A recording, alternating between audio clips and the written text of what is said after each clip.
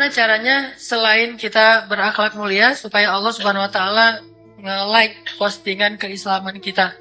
Salat kita Allah like, puasa kita Allah like, taklim kita Allah like, kalimat-kalimat kita Allah, captionnya kita tuh Allah like.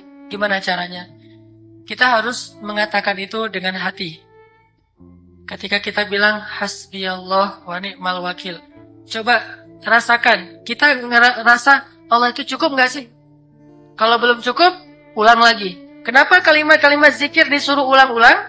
Bukan sekedar pahala. Itu mah insya Allah kalau kita ikhlas berpahala. Tapi ada pesan lain selain pahala. Yaitu pesan harus ada repetitive magic power. Harus ada pengulangan supaya lebih kerasa di dalam hati kita. Hasbi Allah. Oh belum berasa. Hasbi Allah belum berasa. Hasbi Allah. Kayak gitu terus sampai kayak kita mengukir hati kita dengan kalimat itu. Pertama kita ukir kan nggak terlalu jelas tuh tulisannya. Ukir lagi sampai benar-benar mantap di hati kita. Hasbi Allah artinya cukup Allah, yang lain saya nggak butuh Allah doang gitu. Kalau saya dekat kepada yang lain bukan karena saya butuh sesuatu dari dia, karena saya pengen berbuat baik kepada dia. Kita dekat sama manusia karena kita pengen memberi kebaikan untuk manusia, bukan karena ada maunya. Kalau ada maunya mah dengan Allah aja. Hasbi Allah, cukup Allah untuk saya. Kalau udah terukir di dalam hati, maka kalimat caption hasbi Allah wa ni'mal wakil, nanti Allah langsung nge-like. Langsung Allah mention Jibril dan malaikat-malaikat. Sehingga semuanya akan menambah followers kita dan mendoakan kita. Dengan hati ngomongnya. Baca Al-Quran juga dengan hati. Kita berzikir dengan hati. Kita sholat, yang kita baca di dalam sholat itu coba dirasakan dengan hati. Pakai hati deh. Kalau kita komunikasi sama Allah itu harus dari hati. Walaupun bibir kita nggak baik dalam berucap, kalau hati kita baik, Allah tuh akan tahu bahwa kita ini orangnya baik banget.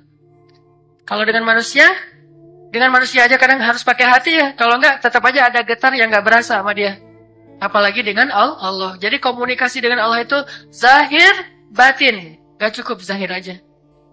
Kalau dengan manusia, zahir kadang dia udah bisa menyimpulkan. Kalau dengan Allah, kalau nggak terlibat batinnya, Allah nggak akan menilai apapun dari ucapan kita.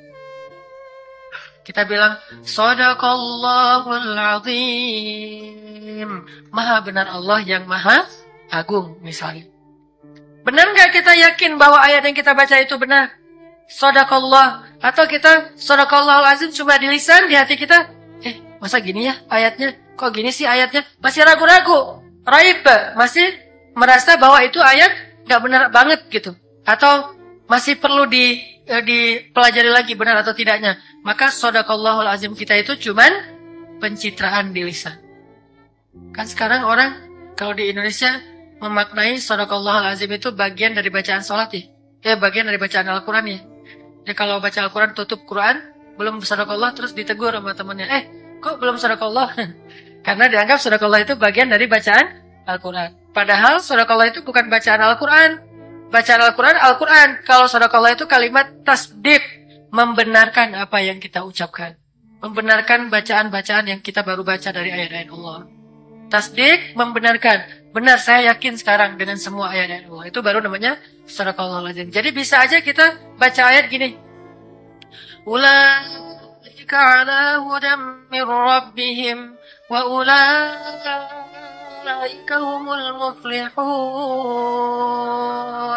Shadaqallahul Azim. Itu udah cukup. Daripada orang yang Shadaqallahul Azim. Tapi dengan ayatnya dia ragu-ragu. Maka berarti Shadaqallah tadi adalah pencitraan. Makanya coba katakan Shadaqallah itu dengan hati. Shadaqallahul Azim. Benar banget nih ayat nih. Kalau kita baca satu ayat, wah ini benar banget. Shadaqallahul Azim banget nih. Shadaqallahul Azim banget. Baca ayat Alif Lam Mim. Wah, nih Shadaqallahul Azim banget. Apanya yang Shadaqallahul Azim? Ya Alif Lam Mim. Kamu ngerti? Enggak sih. Karena nggak ada yang ngerti juga kan. Cuma Rasulullah yang ngerti dengan seizin Allah. Kita mah nggak ngerti. Itu ayat mutasyabihat. Tapi benar nih, ini ayat Allah. Gitu aja. Allah bilang, Ya ayyuhalladzina amanu. Ada apa ya Allah? Ada apa? Kita perhatian gitu. Begitu Allah sebutkan perintahnya, Ijtanibu katsiran minadh-dhann.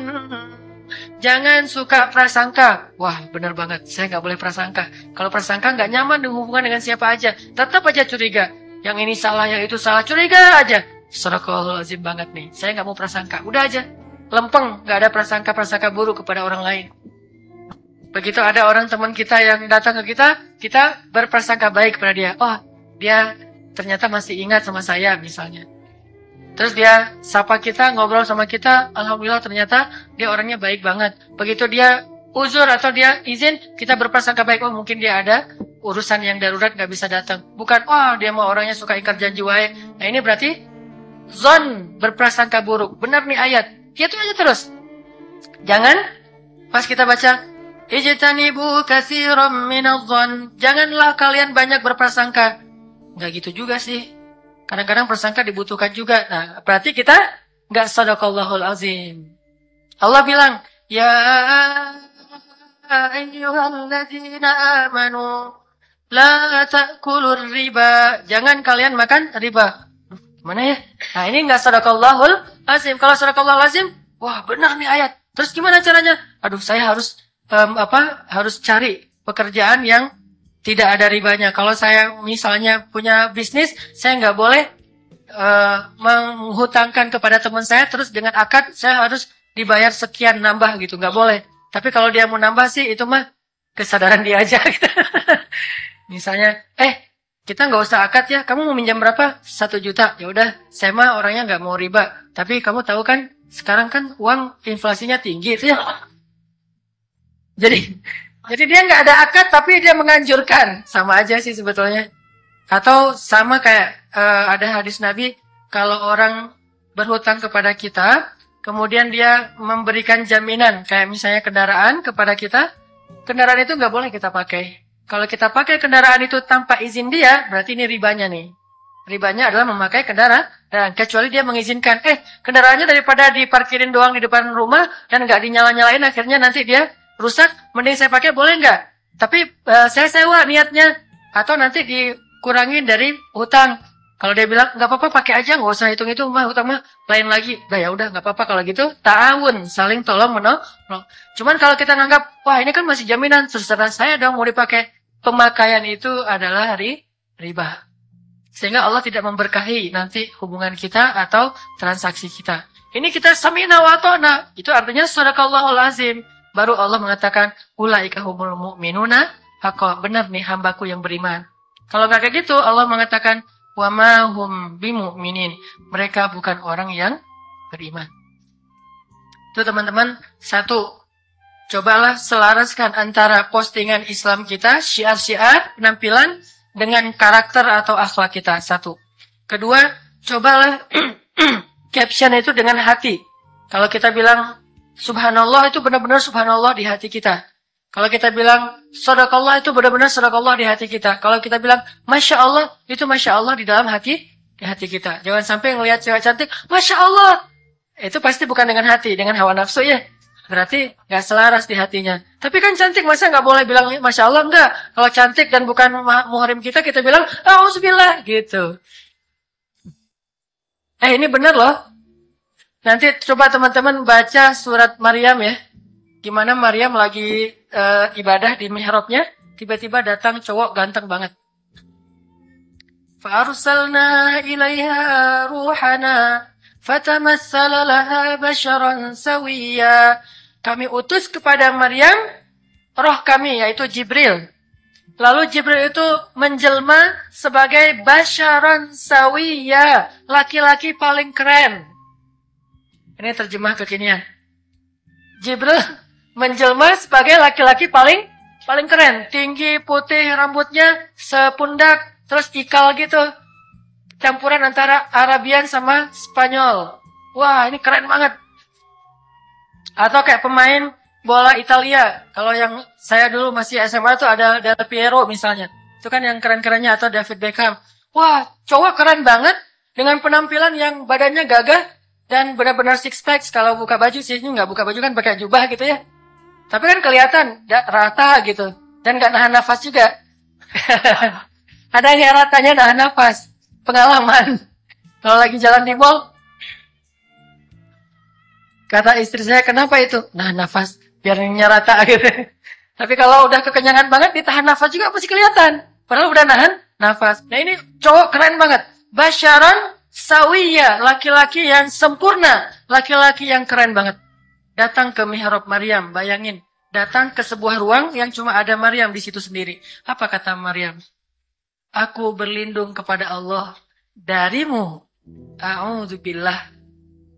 Jadi begitu buka Instagram, terus kadang-kadang ada yang nge-mention atau ada yang nge-like. Pas kita periksa yang like siapa aja cewek, kayaknya cantik tuh. A'udzubillah minasyaitonir rajim. Langsung balik lagi. Bukan berlindung dari dia ya, berlindung dari setan. Karena dia bukan setan. Jadi nggak usah kita a'udzubillah min hadzihil mar'ah. Aku berlindung pada Allah dari perempuan ini. Enggak. Dari setan yang kadang-kadang datang yuwaswis fi sudurin nas. Dengan pencetusnya adalah gambar, foto, segala macam. Makanya perempuan-perempuan nih, nasihat saya sebagai teman ya. Kalau kalian nggak posting sesuatu di Instagram, mending pakai foto KTP aja deh.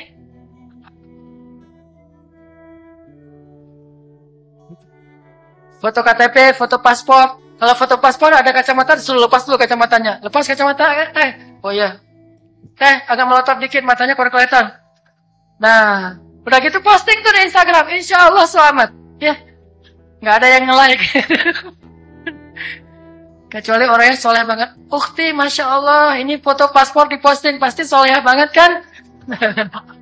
Ternyata fitnah juga. Susah menghindari fitnah, dasar jomblo ya. Udah digituin aja masih fitnah. Saking cantiknya cewek. Jadi udah melotot, makin melotot tuh makin bidadari. Tahu apa arti bidadari? Di dalam Al-Quran disebut hurul ain. Hurul ain itu artinya yang matanya besar. Tapi bulu matanya lentik. Dan matanya itu mukahal kayak orang bercelak. Itu hurul ain. Kalau yang matanya kecil, gak usah bersedih. Nanti di surga matanya jadi besar tiba-tiba. Allah kasih operasi otomatis. Allah pas bercermin di surga gitu ya. Allah ini kenapa ya matanya saya kok jadi keren gini, gede gitu. Itu hurul. Semua cewek kalau udah masuk surga matanya besar. Di surga tuh nggak ada cewek sipit. Nggak ada matanya kecil. Terus mau bibir pipinya cabi gitu. Nggak ada tuh di surga. Semuanya mata besar, pipinya agak-agak kayak tirus gitu, tapi cantik. Apalagi kalau misalnya yang cowoknya, yang misalnya rambut saya nggak tumbuh-tumbuh di depan nih, Ustaz, gimana nih? Nggak ada di surga tuh. Di surga insya Allah semuanya rambutnya lebat. Dan hadisnya jelas ketika mereka berwudu, rambut mereka tidak lagi kusut, menunjukkan rambutnya saking lebat. Nggak ada yang rambutnya segini tuh nggak ada di surga. Aduh Ustaz, nih saya udah pakai uak doyok banyak, nggak tumbuh-tumbuh gitu. Nggak ada. Ya, jadi kalau cewek-cewek mau selamat ya, nggak sampai di muncul fitnah. Apalagi kalau fitnahnya orang kadang-kadang suka gelap mata kan, saking ngeklik atau baper banget dengan cewek yang di Instagram, akhirnya itu foto di capture, udah gitu di print sama dia dibawa ke paranormal, kan bahaya tuh. Mbah, saya lagi suka sama cewek katanya. Oh ya, maharnya dulu taruh situ. Berapa Mbah? 1 juta aja, nggak usah banyak-banyak, taruh 1 juta. Mana foto ceweknya? Wah, ini anak saya, kata si Mbah. anaknya si Mbah ternyata. Wah, kamu mau melet anak saya gitu? Kan wajah di dunia ini banyak yang mirip Mbah. Namanya siapa? Namanya si Ani. Wah, anak saya tuh sekolah di SMP itu. Ternyata anak si Mbah. Akhirnya kita yang diguna-guna. Pulang-pulang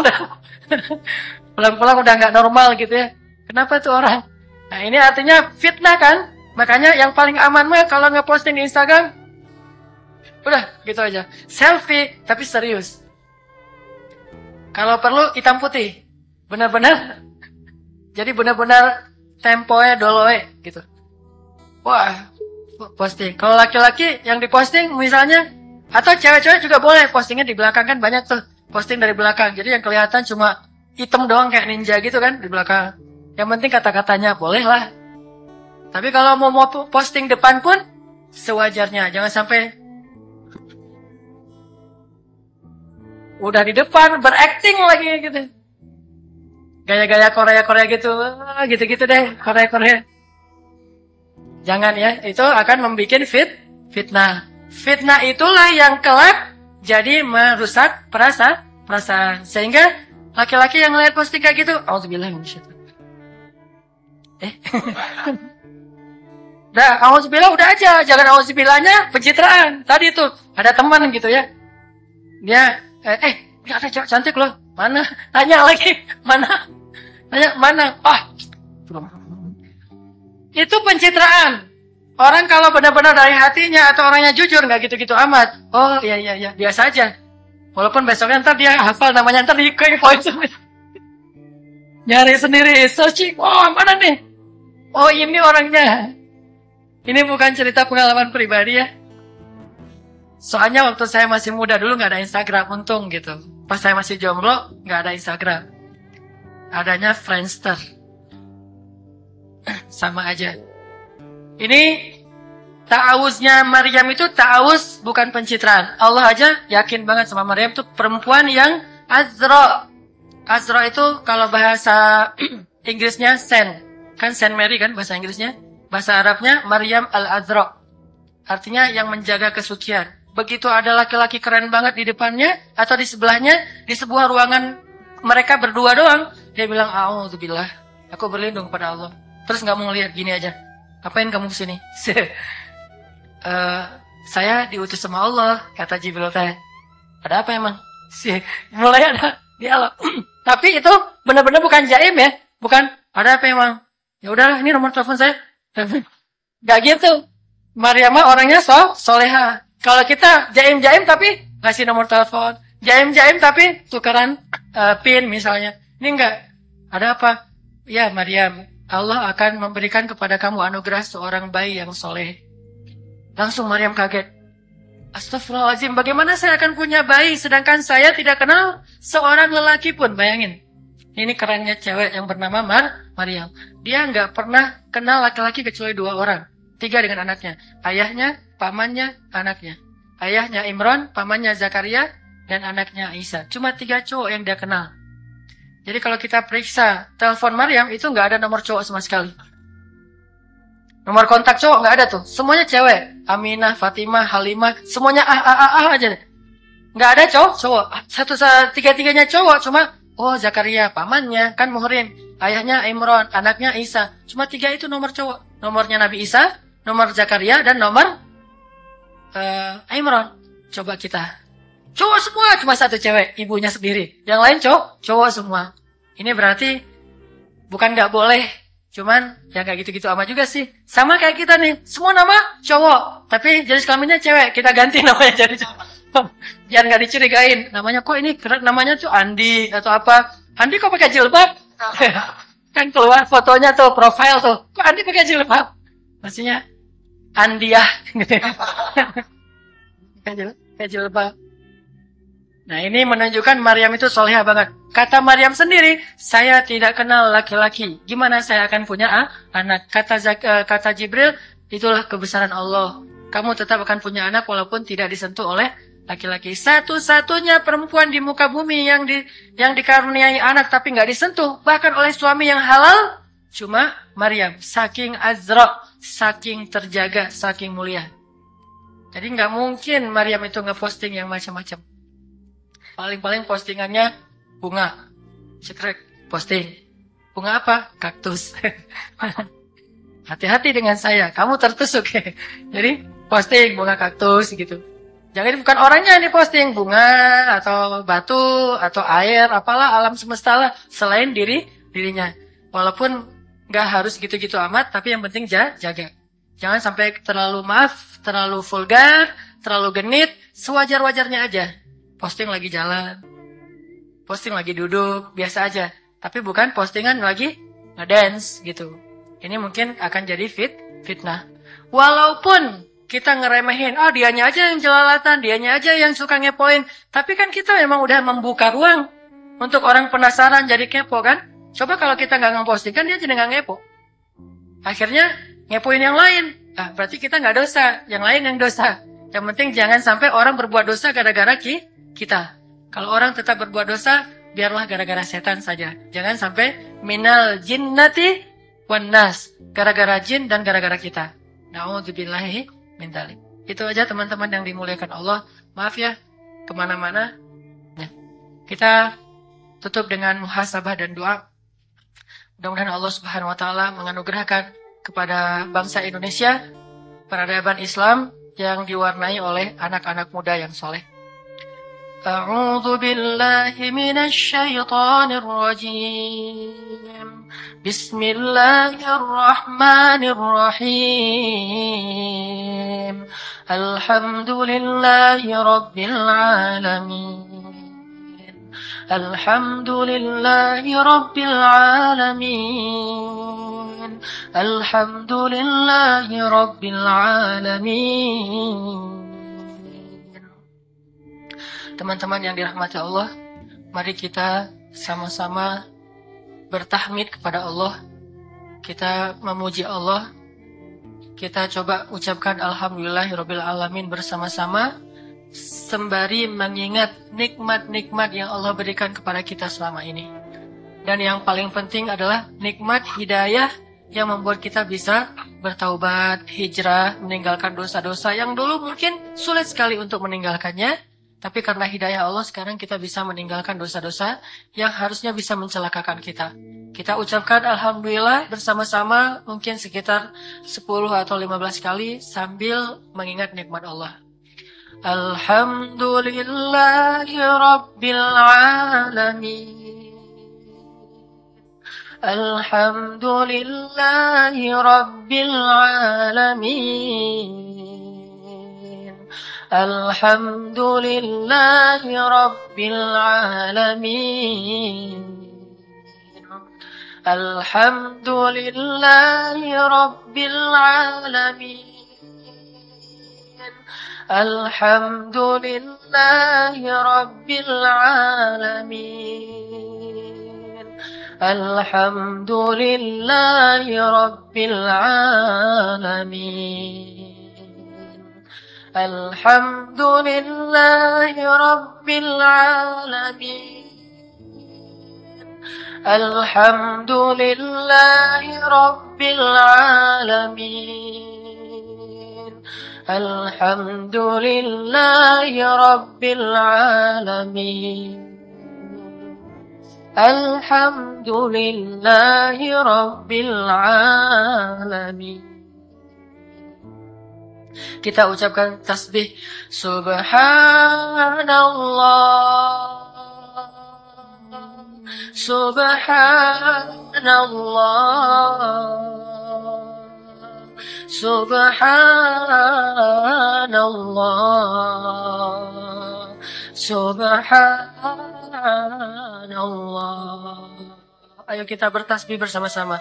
Subhanallah, subhanallah, subhanallah, subhanallah, subhanallah, subhanallah, subhanallah, subhanallah, subhanallah, subhanallah, subhanallah, subhanallah. Subhanallah, subhanallah, subhanallah, subhanallah, subhanallah, subhanallah, subhanallah,